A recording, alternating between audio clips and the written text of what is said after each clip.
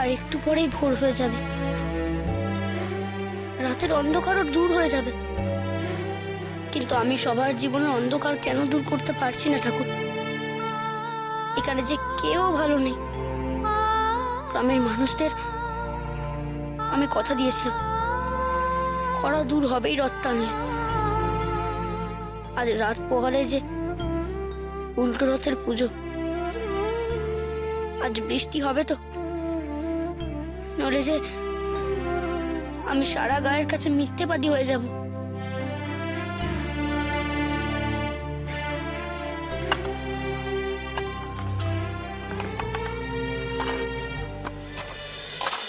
এই ভোর রাতে রান্না করে কে? মা? মা তো ঘুমোচ্ছে।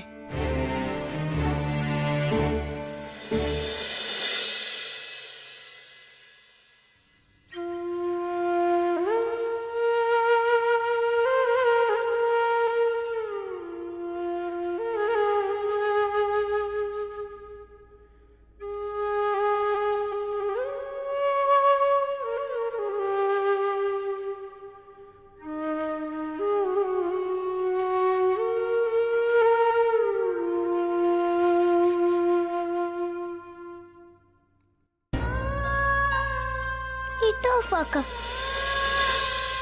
কোনোটাতে কিচ্ছু নেই। কিন্তু আমার তো খুব খিদে পেয়েছে। সত্যি তো বাড়িতে এক দানাও খাবার নেই, তাহলে সকালেই বা সবাই কি খাবে? একটুও কি খাবার পাবো না? ও ঠাকুর, কিছু খেতে দাও না আমার।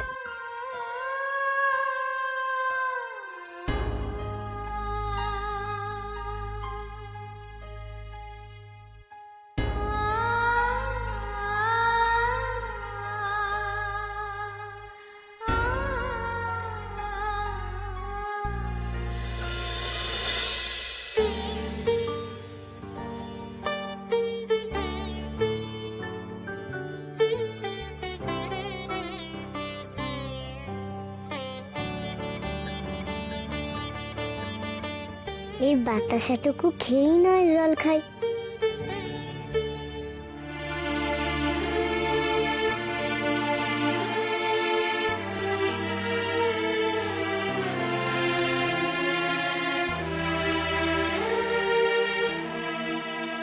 আমি তোকে কষ্ট দেব না কথা দিয়েও কষ্ট দিয়ে ফেললাম রে সন্ধ্যা।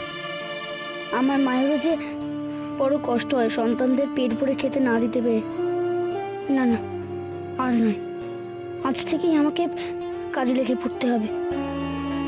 সবাই ঘুম থেকে ওঠার আগে একটা কাজের ব্যবস্থা করে ফেলবো।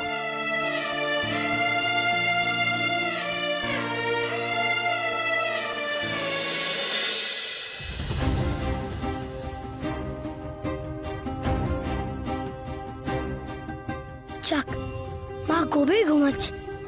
এইদিকে তো ভোরও হতে চললো। এটাই মোক্ষম সময় লোক তাদের কাছে পালানো।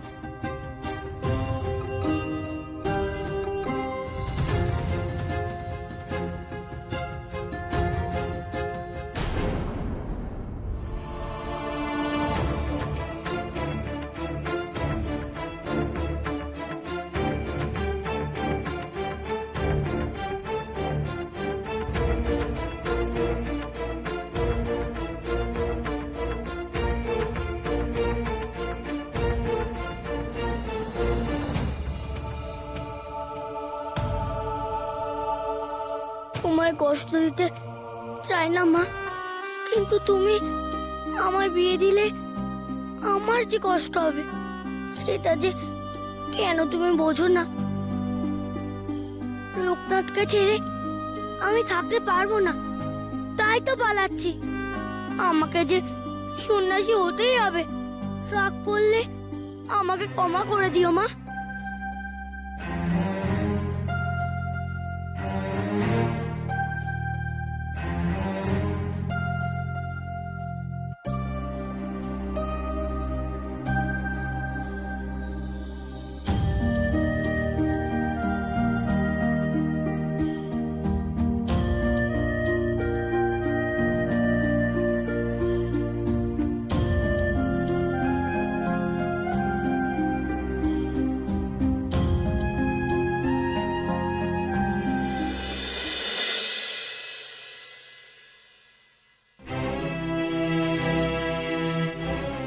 আমাকে সংসারের জন্য রোজগার করতেই হবে।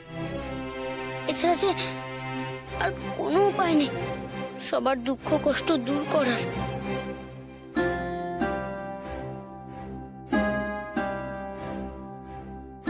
যাক বাবা, এবার আমি পালাতে পেরেছি। এবার আমি লোকনাথের সঙ্গে হিমালয়ে যেতে পারবো। চাই লোকনাথকে এক্ষুনি বলে আসি, আজই আমাদের গাছের পালাতে হবে।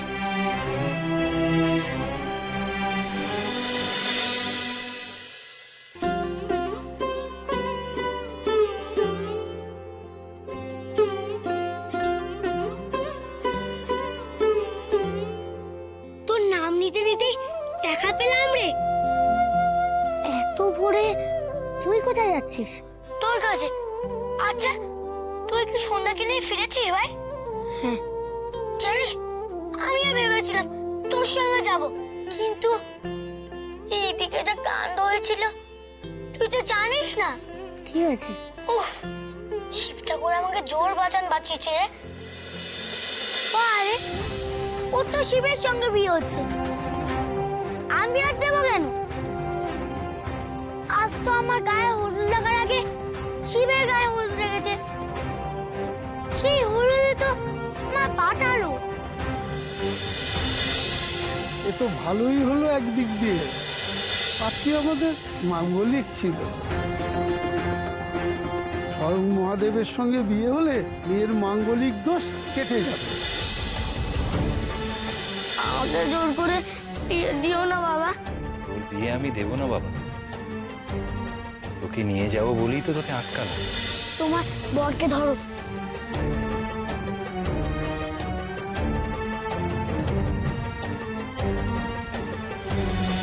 কিন্তু মা আবার আমাকে বিয়ে দেবে বলছে, তাই আমি অন্য হতে হতে পালিয়ে এসেছি। চল লোকনাথ, আজ আমরা গা ছেড়ে চলে যাই, তারপর সোজা হিমালয়। এই কাজটা কিন্তু তুই একদম ঠিক করিসনি। মানে? বিয়েটা তুই করে নেবেন। তুই কি বলছিস লোকনাথ? আমরা সন্ন্যাসী, বিয়ে করবো কি করে? আমি ঠিকই বলছি রে বেলি। সন্ন্যাসী হতে গিয়ে আমরা বাবা মাকে অনেক কষ্ট দিয়ে ফেলেছি রে।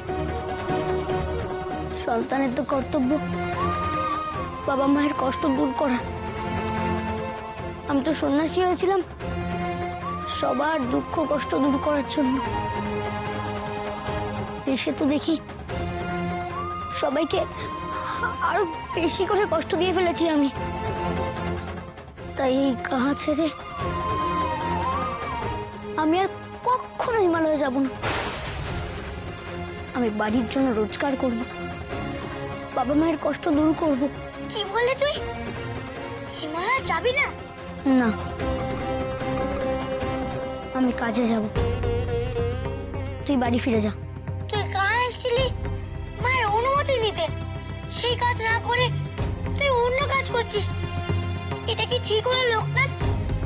ঠিক ভুল ভাবার সময় এখন আমার নেই। এখন আমি জমিদার বাড়িতে যাচ্ছি কাজ খোঁজার জন্য।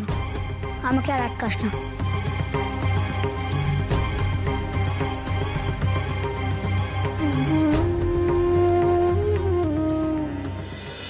স্বর্ণ কাকি, তোমরা কোথায়?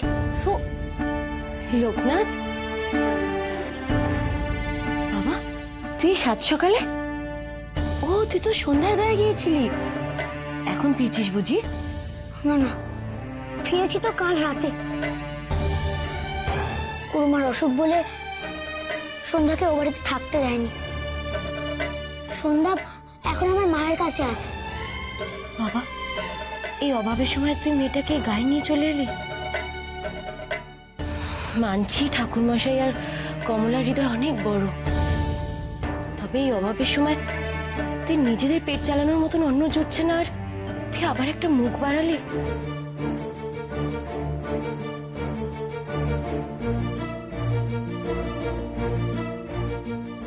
সেই জন্যই তো আমাকে রোজগার করতে হবে গো। আমাদের বাড়িতে যে সবকিছু বারণ, তো তোমাদের যে একটা কাজ খুঁজে রাখতে বলেছিলাম, রেখেছো?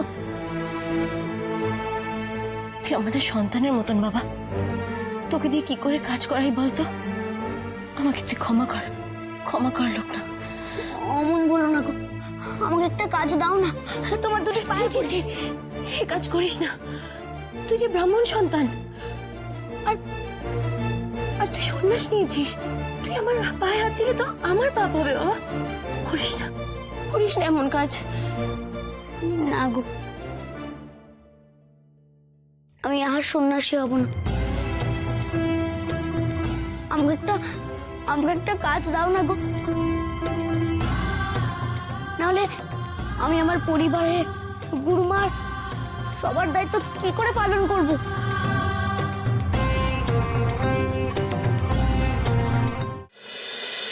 ওর তো তেমন কিছু দিতে পারছি না, এই ওষুধটুকু অন্তত মুখে তোলো। আচ্ছা লোকনাথ বলেছে বলে কি আপনাকে সবসময় আমার সঙ্গে থাকতে হবে? তাছাড়া লোকনাথ ছোট, ওর ছোট্ট মনটা নরম বলেই ও এত সহজে ভেঙে পড়ছে।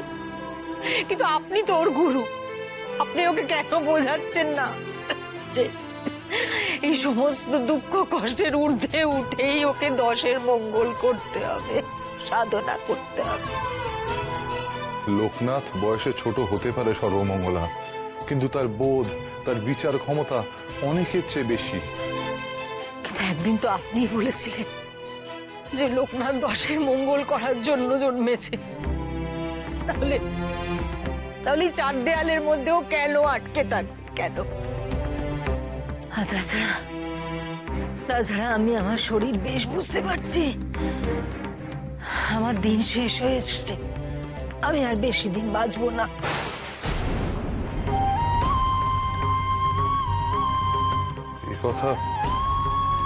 এ কথা মুখে এলো না সর্বমঙ্গলা। কবিরাজ মশাই তো বলেছেন যে ঠিক মতো ওষুধ আর পথ্য পড়লে তুমি সেরে উঠবে। আমি আপনাকে হাত জোড় করছি, আপনি লোকনাথকে নিয়ে এখান থেকে চলে যান। মানুষের জন্ম, মৃত্যু, বিবাহ কখন হবে কেউ জানে না, এ কথা মুখেও এলো না।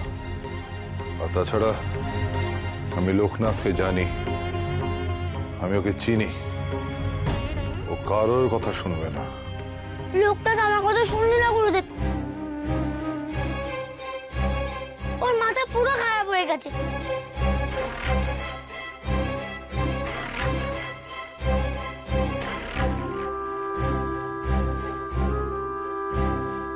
আমি হিমালয়ে যাব না শর্মা কাকি, সংসার চালানোর জন্য যা যা করতে হয় আমি তাই করব। তুমি আমি কাজ দেবে তো? তুমি যা বলবে আমি তাই করব। তোকে কি কাজ দিই বলতো?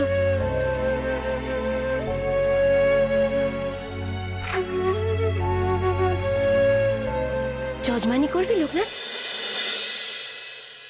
যজমানি? আমাকে দিয়ে তুমি পুজো করাবে? সত্যি? কেন করাবো না? তোর বাবাও তো সেটাই চাইতেন যে তুই পুজো করিস। আর এখন যখন তোর বাবা অসুস্থ আর জমিদার মশাইও এখানে নেই, তাই জমিদার মশাইয়ের হয়ে আমি তোকে বলছি, আজ থেকে এই বাড়ির গৃহদেবতার পুজোর ভার তুই নিবি।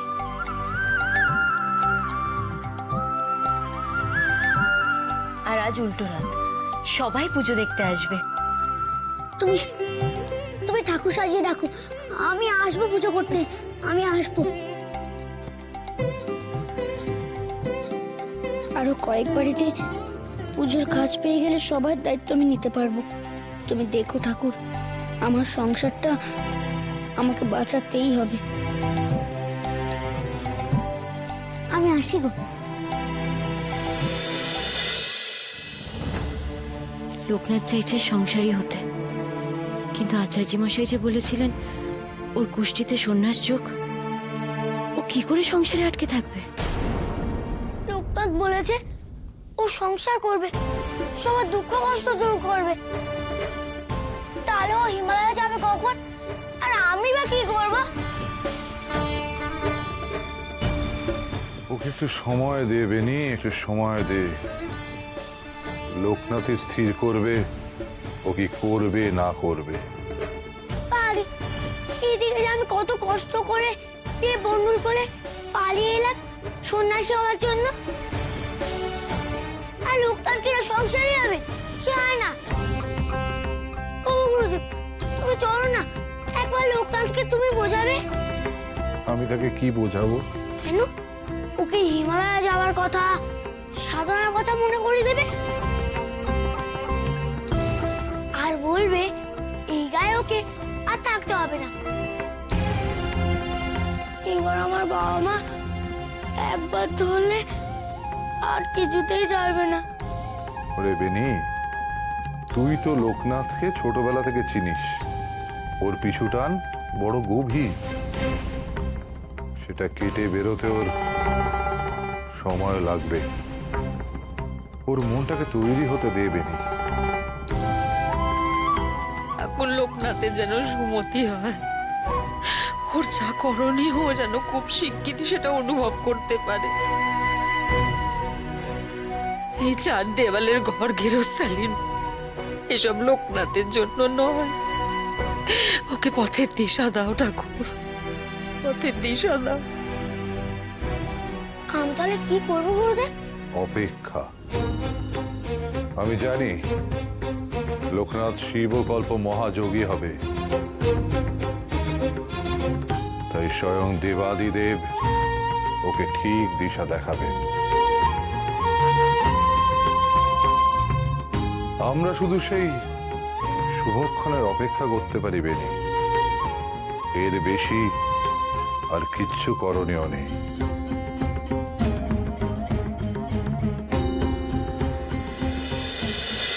কাকি, কাকি, ও কাকি শুনছো? লোকনাথ, তুই এই সকালে? তোমাদের বাড়িতে যজমানের কাজ হবে গো। কে করবে? আমি করব।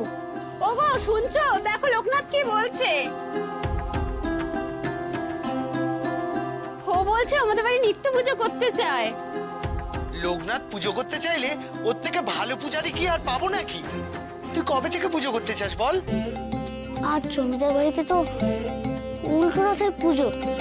কাল থেকে যদি তোমাদের বাড়িতে পুজো করতে আসি। সে ঠিক আছে, কিন্তু তুই যে বলেছিলিস আজকের উল্টো রথে বৃষ্টি হবে।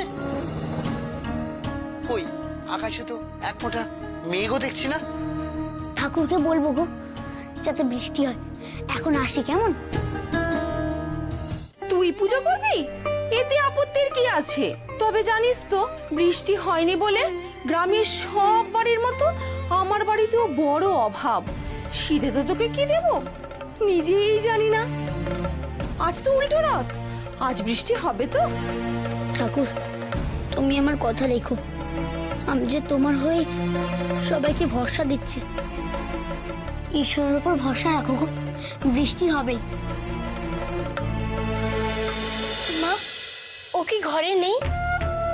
না রে, সেই কোন সকালে বেরিয়েছে কে জানে। ঘুম থেকে উঠে তো আমি ওকে দেখতেই পাইনি রে। বোধহয় আমার ঝাড় দিতে আসার আগেই বেরিয়ে গেছে। আরে অন্য, আমার ছেলেটা তো বলেছিল যে ও সংসারই হবে। তাহলে কাউকে কিছু না বলে এভাবে এভাবে বেরিয়ে কোথায় গেল? হ্যাঁ, আমার কিন্তু বড্ড দুশ্চিন্তা হচ্ছে জানিস। কমলা, কমলা, তোমার ছেলে সন্ন্যাসের পথে যাওয়ার আগে যেমন ছিল এখনো ঠিক তেমনই আছে গো। না বলে চলে যাওয়া তো স্বভাব। দেখো হয়তো গুরুদেবের কাছে গেছে। আর যদি সেখানে না যায়? আরে সেখানে না গেলে অন্য কোথাও হয়তো আছে, সে না খুঁজে দেখা যাবে। তুমি হয়তো চিন্তা করো না। আমি তো স্নান সেরে জমিদার বাড়ির দিকে বেরোবো, আমি না খোঁজ করবো। মা, মা, এই দেখো, নাম নিতে নিতে ছেলে হাজির। কি রে, না বলে কোথায় গেছিলিস? তুই জানিস না তোর মা তোকে দুদণ্ড না দেখলে কেমন অস্থির হয়ে ওঠে? আচ্ছা যাকগে, আর কিন্তু কোথাও বেরোবি না। ঘরে থাক, আমি স্নান সেরে যজমানি কাজে বেরোবো, কেমন? না বাবা, আজ তুমি কোথাও যাবে না। শোনো ছেলের কথা। কোথাও যাবো না মানে? আরে জমিদার বাড়ির পুজোর কাজ কে করবে? আমি।